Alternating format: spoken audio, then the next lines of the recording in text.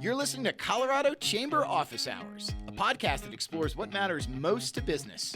I'm your host, Ed Sealover, Vice President of Strategic Initiatives for the Colorado Chamber of Commerce and editor of the Sum and Substance.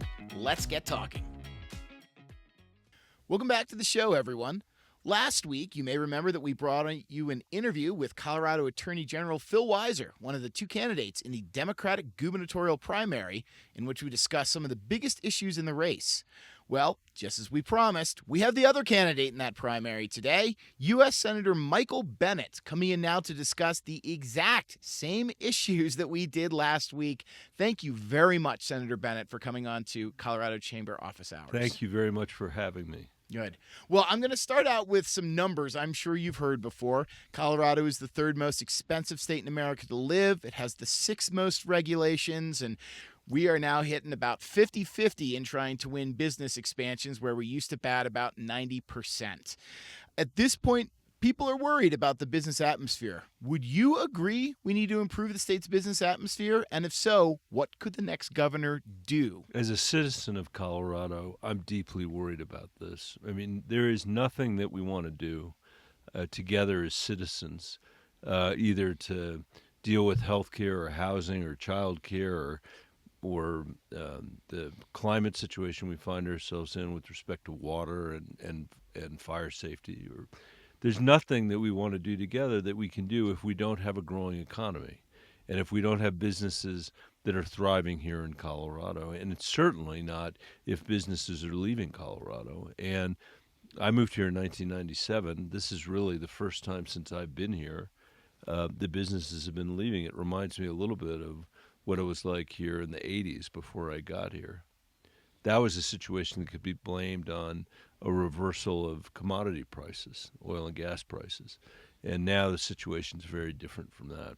How do we change the trajectory? I think we can turn it around. I absolutely believe it needs to be one of the first priorities of the next governor to make sure that people know that Colorado is a place where people can pursue opportunity and build businesses successfully here.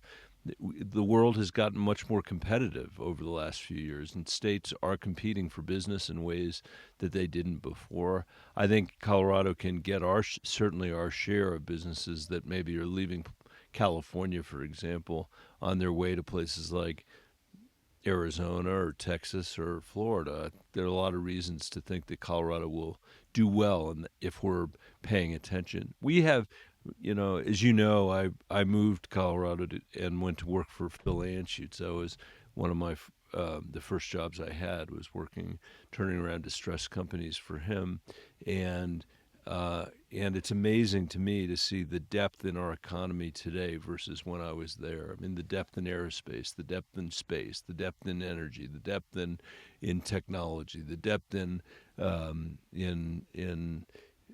innovation, and that is what we have to find a way not just to hold on to, but to build on. And I think that we've lost a step, and we got to turn that around. I know that I've heard you, as well as your opponents in both primaries, talk about regulations as something that we need to address. It's an issue, actually, that the legislature addressed this year, passing a bill saying state agencies have to review their rules at least every 5 years.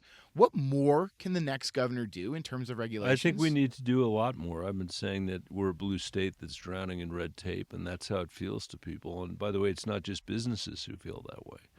It's county commissioners and mayors and others that are on the receiving end of well-intentioned pieces of legislation, but that by the time it gets down to a place where it actually has to get delivered, people wonder whether anybody thought about the practical implications of the legislation. So I think there's much more for us to do, and I look forward to that. I think that's a noble enterprise to make sure that the regulations and statutes we have are lifting up communities and lifting up our businesses rather than the other way around. Are there ways to go about that? Do you audit more? Do you have regulations? I think the best way to do it is to start with people in Colorado suggesting the things they think we should get rid of. And that's something that I'm very interested in hearing about from people. So please send it to Michael Bennett if you've got a rule or a regulation you think isn't serving you well. And I really mean it. I mean, we're at a moment. This isn't, by the way, just about big businesses leaving Colorado. We lost 25% of the restaurants in Denver. We've lost 25% of the restaurants in Boulder. None of that is good for our city or our state. All right, listeners, that sounds like a challenge to you. Speaking of That is, regulation, listeners, send it my way. I'm serious. Speaking of regulations, there's been a lot of debate, and I've heard you talk about this before, about artificial intelligence regulations. Finally came to a consensus bill that passed the legislature this year. If you are the next governor, do you come in and say, okay, we're good, we handled it, or do you think there's still No, more to be absolutely done? not. We look. This is something that is we're going to have to be dealing with nimbly for the rest of our lives, and I don't believe we've done a very good job nationally or as the state of Colorado of regulating social media, for example, even before you get to AI. And now we're in a situation where, with respect to AI, you've got one corner, saying this is going to be the greatest thing that ever happened. We're going to be like the ancient Greeks. We're only going to have to work 2 days a week, and the rest of the time we're going to get to fish or do whatever. And then there's another, and make art. There's another corner saying this is going to be the end of civilization as we know it. That reflects the divided politics that we have as a nation right now. And we've got to figure out how to deal with what the reality is going to be for AI, just like for social media and other things as well, which is the truth is going to be somewhere in the middle. And we're going to need to have an administrative and legislative approach to this that's nimble enough to protect us from the harms that may really come from AI and be serious and even dangerous, and at the same time be an environment where Colorado can be the cutting edge in developing new AI technologies. And it's sometimes hard to hold two ideas like that in your mind simultaneously because of the political world that we're in right now. But that is what the moment is requiring. Well, you can't have a discussion about AI without having a discussion about data centers, it seems like. And while there was consensus on AI this year, there was nothing close to consensus on data centers. Where do you stand on where Colorado has to go? Is it we need to incentivize, we need to regulate, maybe a little of both? Well, it falls into the place where AI falls into, which is somewhere in the middle of all of this. And I think that the people of Colorado have shown that they're going to want to make sure that we're not at risk of rising electricity prices and energy prices as a result of data centers being placed here. They're going to want to be sure that obviously our water is not going to be affected in ways that are negative. And I think there are people that are concerned generally about the locations too. So it doesn't surprise me that people want to take a beat and take a look at it and understand it and do what's best for Colorado in the end and what's best for our economy in the end. Okay. One other hot button issue that's going to be dropped back in your lap if you win the governor's race this year is that of the Colorado Labor Peace Act.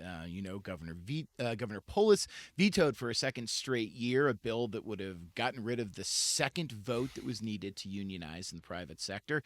Only I found it interesting that instead of sending a last-ditch letter to Governor Polis, proponents of the bill sent it this year to you and to your primary opponent saying, please watch what we're doing. We would like you to sign this bill unamended next year. Yeah. So, do you have interest in signing that bill unamended? I would like us to find a compromise that labor and business can live with, and what I've suggested is that we preserve the second vote, but that we reduce the threshold of vote that's required for that second vote. Whether we can get that there or not, I don't know. I don't think Colorado would benefit from having a ballot war between labor and business at this time. I think we'd be a lot better off working together to try to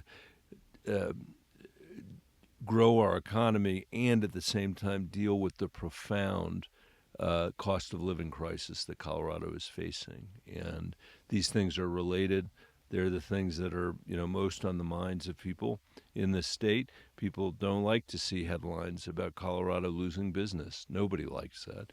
And we're dealing with this affordability crisis, which, by the way, is contributing in part to the businesses leaving because to the extent that we're not competitive on things like housing, which we're not anymore, that creates as much, I would say as big a problem for businesses as it does for families that are trying to live here. And I won't pin you down to a number, but is there any rough number you're thinking what that second vote would be percentage wise? I have not reached a conclusion about that. Fair enough. Fair enough. Another number I want to throw at you: 4.41% income tax rate is what we have for all businesses, all people in Colorado right now. You know there is likely to be a ballot initiative running concurrently with the governor's race in November that would replace that with a graduated income tax system that could raise rates higher for people and businesses who make more money. How do you feel about Colorado's income tax system right now? Do we need to replace it with a graduated system? It wouldn't hurt my feelings if we had a more progressive income tax than the one we have in Colorado. And I think that we should be thinking about that in the context of what we're going to do to more broadly deal with the fiscal challenges that the state government is facing and that Colorado is facing. I'd rather do these things together holistically than do any of it one at a time. So thinking about Tabor, thinking about the other constitutional issues that are out there, and how we tax ourselves, these are all related to each other. I think that it's important for us all to understand that there are a lot of people in Colorado who feel nickel and dimed as it is in terms of the fees that they're paying and the taxes that they're paying, and that has to be kept in mind as well. I'll say I'm the only candidate in this race really on either side that has the private sector experience that I bring to this campaign and to this job, and who has balanced really tough budgets. And it's as a citizen of our state, I'm losing patience with the annual bloodletting that goes on around the legislature around our budget. I think the people, moms and dads and kids across Colorado, want to know that we've got a 10-year plan for how we're going to fund education in this state, how we're going to be competitive in terms of what we offer teachers in Colorado, how we're going to manage our healthcare costs so they don't bankrupt the state budget. These are difficult questions that can't be solved in one year, and I think we need a leader who's going to help us have a 10-year view of that. Well, and last question, and building off the idea of how we fund education, businesses are really interested in funding workforce training through education and making sure that students of all levels, from K to 12 to community colleges through four-year universities, are coming out with the skills that are needed to function in the state. As you look at our workforce development system, do you believe it needs improvements? And if so, are there particular things you want to see done? I'm deeply dissatisfied with our existing workforce system. Nationally and in Colorado, I think that we need to do a much better job of linking the outcomes in our education system with the skills that employers actually will pay for in our economy. And the good news is that is exactly what parents and kids want all over Colorado, whether it's the western slope, the rural parts of our state, or whether it's the Denver metro area or the Eastern Plains. Everybody wants to know that their kid is graduating from high school with the skills to earn a living wage, the credentialing to earn a living wage, not just a minimum wage. And as you probably know, because it was implicit in your question, we've never done that well as a country. When you look at the industrialized countries around the world, in Europe and Southeast Asia, they've done an amazing job of tying the needs of the economy to what they're teaching kids and what kids are learning.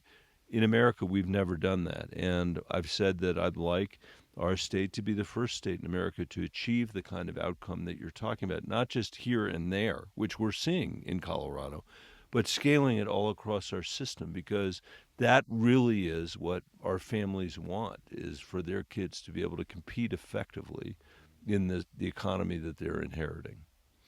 Well, Senator Michael Bennet, thank you for talking with us. Obviously, we've got a whole lot of issues that you will need to dig into if you are our next governor. We appreciate your thoughts on I look them. forward to it. I'll just say at the end that I have no doubt that we can address these issues together. And I think there is a real opportunity for us to build a coalition, an unusual coalition, that combines our business community in Colorado and the families in Colorado that want to make sure that if their kids are working hard, they're living a middle-class life. We can do that together. Excellent. Thank you for your time. Thanks. After laying out the landscape of all the races for statewide state offices last week, I don't think there's a lot more to say now. I will remind you that whatever primary you are voting in, Democrat or Republican, your ballots are due back by June 30th when they will be counted. Also, I'll let you know that our episode next week will look uniquely at what is at stake in the 23 state legislative primaries that are happening in the same election, including interviews with 2 of those candidates. So we hope you'll come back for that. Until then, thanks for staying interested and staying informed about the issues that drive business in Colorado. That's all for this episode of Colorado Chamber Office Hours. Once again, I'm Ed Sealover, Vice President of Strategic Initiatives for the Colorado Chamber of Commerce and editor of the Sum and Substance. I'll keep the conversation going at tsscolorado.com, and we'll see you next time as we explore the issues that matter most to business.